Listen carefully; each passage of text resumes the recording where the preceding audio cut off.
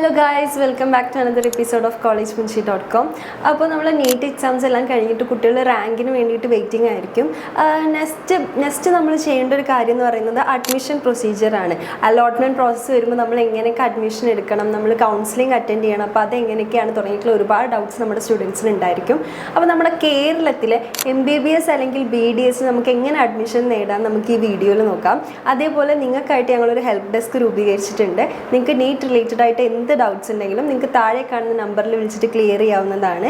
അതേപോലെ NEET related updates നിങ്ങൾക്ക് വേണമെന്നുണ്ടെങ്കിൽ നമ്മുടെ വാട്സപ്പ് ചാനൽ നമ്മൾ കൊടുക്കുന്നതാണ്. അപ്പോൾ ചാനലിൻ്റെ ലിങ്ക് താഴെ ഡിസ്ക്രിപ്ഷനിലുണ്ട്, എല്ലാവരും പെട്ടെന്ന് ജോയിൻ ചെയ്യാം. ഇപ്പോൾ നീറ്റ് എക്സാംസ് കഴിഞ്ഞതിന് ശേഷം NTA ചെയ്യുന്ന ഒരു കാര്യം എന്താണെന്ന് വെച്ചിട്ടുണ്ടെങ്കിൽ അവരുടെ ഒഫീഷ്യൽ വെബ്സൈറ്റിൽ നമ്മുടെ OMR ആൻസർ ഷീറ്റിൻ്റെ റെക്കോർഡഡ് റെസ്പോൺസസ്, മെഷീൻസ് അനലൈസ് ചെയ്തിട്ടുള്ള റെക്കോർഡഡ് റെസ്പോൺസസ് അവർ ഡിസ്പ്ലേ ചെയ്യും. അപ്പോൾ ഈ ഡിസ്പ്ലേ ചെയ്തത് നമുക്ക് ഡൗൺലോഡ് ചെയ്തിട്ട് നമുക്ക് നോക്കാം എന്തെങ്കിലും മിസ്റ്റേക്സ് ഉണ്ടോ, അല്ലെങ്കിൽ ആൻസേഴ്സിൽ എന്തെങ്കിലും മിസ്റ്റേക്സ് ഉണ്ടോ തുടങ്ങിയിട്ടുള്ള കാര്യങ്ങളൊക്കെ നമുക്ക് നോക്കിയിട്ട് അത് നമുക്ക് അതിനെതിരായിട്ട് എന്തെങ്കിലും ഇഷ്യൂസ് കാര്യങ്ങളുണ്ടെങ്കിൽ നമുക്ക് അതിനെതിരായിട്ട് നമുക്കൊരു റെപ്രസെൻറ്റേഷൻ സബ്മിറ്റ് ചെയ്യാനായിട്ട് പറ്റും. അതൊരു 200 rupees നമ്മൾ അടച്ചിട്ട് വേണം ഈ ഒരു ഇത് കൊടുക്കാനായിട്ട്, ഇഷ്യൂ സബ്മിറ്റ് ചെയ്യാനായിട്ട്. പെർ ക്വസ്റ്റ്യൻ ആണ് നമ്മൾ ഈ 200 rupees വരുന്നത്. അപ്പോൾ ഒരു ക്വസ്റ്റ്യൻ നമുക്കൊരു ഇഷ്യൂ ഉണ്ടെന്നുണ്ടെങ്കിൽ നമുക്ക് 200 രൂപ അടച്ചിട്ട് ആ ഒരു ഇഷ്യൂ നമുക്ക് റെപ്രസെൻറ്റ് ചെയ്യാവുന്നതാണ്. അതേപോലെ ഈ ഒരു എമൗണ്ട് നോൺ റീഫണ്ടബിൾ ആണ്. പോരാത്തതിന് നമ്മൾ ഈ ഒരു ചാലഞ്ച് അല്ലെങ്കിൽ ഒരു ഇഷ്യൂ സബ്മിറ്റ് ചെയ്ത് കഴിഞ്ഞിട്ടുണ്ടെങ്കിൽ അത് അക്സെപ്റ്റ് ചെയ്തോ അല്ലെങ്കിൽ അക്സെപ്റ്റ് ചെയ്തിട്ടില്ലേ തുടങ്ങിയിട്ടുള്ള കാര്യങ്ങളൊന്നും അവർ നമ്മളെ നോട്ടിഫൈ ചെയ്യില്ല. അപ്പോൾ നമ്മുടെ റിസൾട്ട് വരുന്നതിൻ്റെ കുറച്ച് മുന്നായിട്ട് അവരൊരു ഫൈനലായിട്ടൊരു ഷീറ്റും കൂടി അവർ സബ്മിറ്റ് ചെയ്യും. ഇതിന് ശേഷമാണ് മെറിറ്റ് ലിസ്റ്റ് അല്ലെങ്കിൽ ഓൾ ഇന്ത്യ കോട്ടേൻ്റെ റാങ്ക് ലിസ്റ്റ് NTA പബ്ലിഷ് ചെയ്യുന്നത്.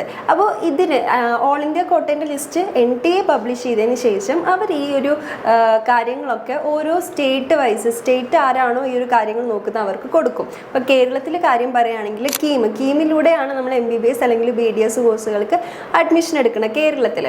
അപ്പോൾ NTA വെബ്സൈറ്റിൽ നിന്ന് അവർ ഈ ഇൻഫോർമേഷൻസ് കാര്യങ്ങളൊക്കെ കീമിന് കൊടുക്കും.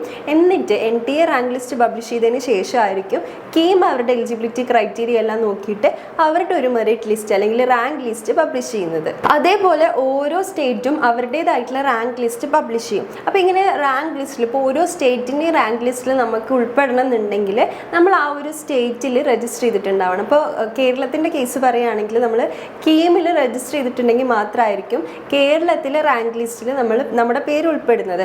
അപ്പോൾ ഇതുവരെ രജിസ്റ്റർ ചെയ്യാത്ത സ്റ്റുഡൻസ് ആണെങ്കിൽ നിങ്ങൾക്കായിട്ട് ആ പോർട്ടൽ ഇനി ഓപ്പൺ ചെയ്യുന്നതാണ്. അപ്പോൾ നിങ്ങൾ അതിൻ്റെ നോട്ടിഫിക്കേഷൻസ് കാര്യങ്ങളൊക്കെ ശ്രദ്ധിച്ചുകൊണ്ടിരിക്കുക. അതേപോലെ ഓരോ സ്റ്റേറ്റിലും ഇതേപോലത്തെ ക്രൈറ്റീരിയ തന്നെയാണ്. അപ്പോൾ കേരളത്തിൽ അഡ്മിഷൻ കിട്ടാൻ നമ്മൾ കീമിൽ എന്തായാലും രജിസ്റ്റർ ചെയ്തിട്ടുണ്ടാവണം. അതേപോലെ കീമിൽ നമ്മൾ നീറ്റിൻ്റെ റോൾ നമ്പർ ആയിട്ട് ലിങ്ക് ചെയ്യും കൂടി വേണം. സ്റ്റുഡൻസ് എല്ലാവരും ഈ കാര്യം പ്രത്യേകം ശ്രദ്ധിക്കണം. കാരണം കേരളത്തിൽ നമുക്ക് അഡ്മിഷൻ കിട്ടണമെന്നുണ്ടെങ്കിൽ കീം വഴി മാത്രമേ നടക്കുകയുള്ളൂ. പിന്നെ ഓൾ ഇന്ത്യ കോട്ട റാങ്ക് ലിസ്റ്റ് പബ്ലിഷ് ചെയ്തതിന് ശേഷം പിന്നെ വേണ്ടത് കീമാണ്. കീമും അവരുടെ റാങ്ക് ലിസ്റ്റ് പബ്ലിഷ് ചെയ്യും. അതിനുശേഷമായിരിക്കും കാറ്റഗറി വൈസ് റാങ്ക് ലിസ്റ്റ് അവർ പബ്ലിഷ് ചെയ്യുന്നത്. അപ്പോൾ ഈ ഒരു റാങ്ക് ലിസ്റ്റ് പബ്ലിഷ് ചെയ്തതിന് ശേഷം നമുക്കൊരു ഐഡിയ ഉണ്ടാകും നമുക്ക് അഡ്മിഷൻ കിട്ടുമോ, അതേപോലെ തന്നെ ഏത് കോളേജിലായിരിക്കും നമുക്ക് കിട്ടാൻ ചാൻസ് തുടങ്ങിയിട്ടുള്ള കാര്യങ്ങളൊക്കെ നമുക്ക് ചെറിയൊരു ഐഡിയ കിട്ടും. നെക്സ്റ്റ് എന്ന് പറയുന്നത് നമ്മൾ കൗൺസിലിംഗ് അറ്റൻഡ് ചെയ്യണം. അപ്പോൾ 2 ടൈപ്പ് ഓഫ് കൗൺസിലിംഗ് ഉണ്ട്. MCCൻ്റെ കൗൺസിലിംഗ്, അതായത് ഓൾ ഇന്ത്യ കോട്ട കൗൺസിലിങ്ങും അതേപോലെ തന്നെ സ്റ്റേറ്റ് കൗൺസിലിങ്ങും.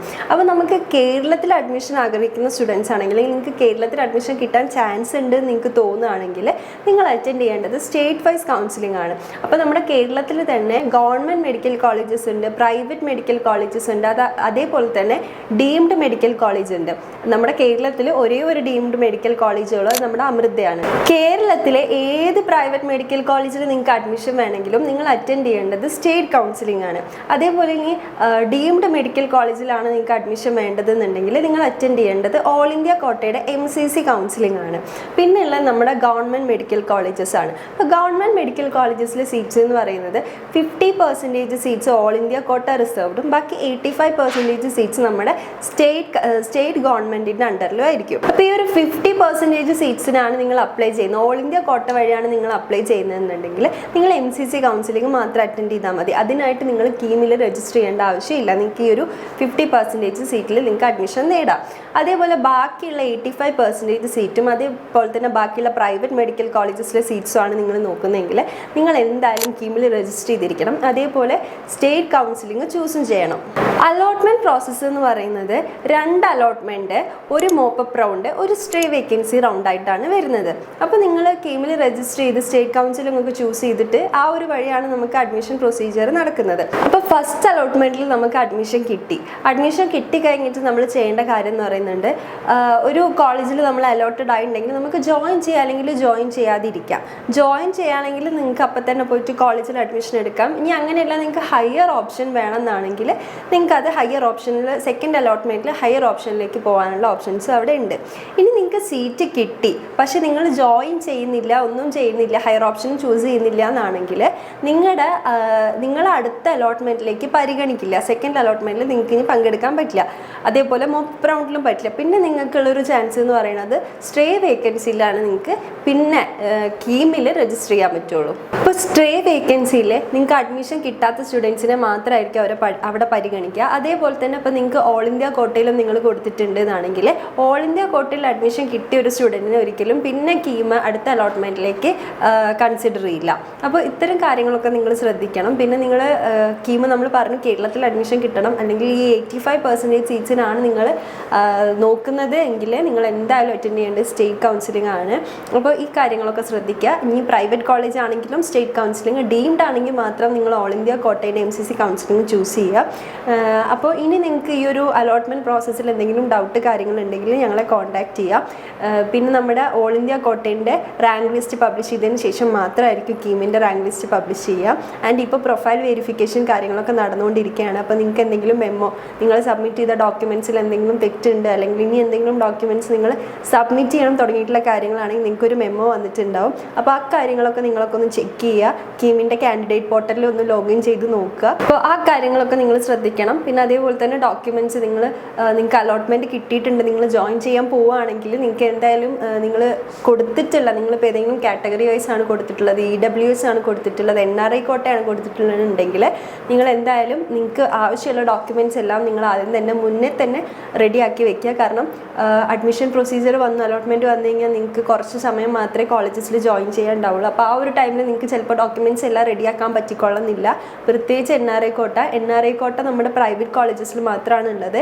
അപ്പോൾ അവർക്കൊക്കെ കുറേ അധികം ഡോക്യുമെൻറ്റ്സ് റെഡിയാക്കാനുണ്ടാവും. അപ്പോൾ ഇക്കാര്യങ്ങളൊക്കെ നിങ്ങൾ എന്തായാലും ശ്രദ്ധിക്കണം. അപ്പോൾ NRI കോട്ടയ്ക്ക് എന്തൊക്കെ ഡോക്യുമെൻറ്റ്സ് വേണം എന്നുള്ളത് നമ്മൾ വേറൊരു വീഡിയോ ചെയ്തിട്ടുണ്ട്. അപ്പോൾ നിങ്ങൾക്ക് നമ്മുടെ ചാനലിലൊന്ന് കയറി നോക്കിയിട്ട് ആ വീഡിയോസൊക്കെ ഒന്ന് ചെക്ക് ചെയ്യുക. അപ്പോൾ എല്ലാ കാര്യങ്ങളും കറക്റ്റാക്കി നിങ്ങൾ റെഡിയാക്കി വെക്കുക. കാരണം നമുക്ക് അഡ്മിഷൻ കിട്ടിയിട്ട് നമുക്ക് അർഹത ഉണ്ടായിട്ട് നമുക്ക് നമ്മുടെ ഒരു മിസ്റ്റേക്ക് കാരണം അല്ലെങ്കിൽ നമ്മൾ ഡോക്യുമെൻറ്റ്സ് റെഡിയാക്കാത്തത് കൊണ്ട് നമുക്ക് അഡ്മിഷൻ നഷ്ടപ്പെട്ടു പോകുന്ന ഒരു സാഹചര്യം ഉണ്ടാവരുത്. അപ്പോൾ അതിന് വേണ്ടിയിട്ടാണ് ഈ പറഞ്ഞത്. അപ്പം നിങ്ങൾക്ക് എന്തെങ്കിലും ഡൗട്ട്സ് ഉണ്ടെങ്കിൽ നമ്മളെ കോൺടാക്ട് ചെയ്യാം. അതേപോലെ തന്നെ നിങ്ങൾക്ക് നീറ്റ് റിലേറ്റഡ് ആയിട്ട് എന്ത് ഡൗട്ട്സ് ഉണ്ടെങ്കിലും നിങ്ങൾക്ക് ഞങ്ങൾ ക്ലിയർ ചെയ്ത് തരാൻ വേണ്ടിയിട്ട് ഒരു വെബിനാർ വെക്കുന്നുണ്ട്. ഈ മാസം 18-ാം തീയതിയാണ് ആ വെബിനാർ. അപ്പോൾ നിങ്ങളെല്ലാവരും ജോയിൻ ചെയ്യുക. അപ്പോൾ വെബിനാറിൻ്റെ ലിങ്ക് ഞങ്ങൾ താഴെ കൊടുക്കുന്നതാണ്. അപ്പോൾ എന്ത് ഡൗട്ട് ഉണ്ടെങ്കിലും ഞങ്ങളെ കോൺടാക്ട് ചെയ്യാം.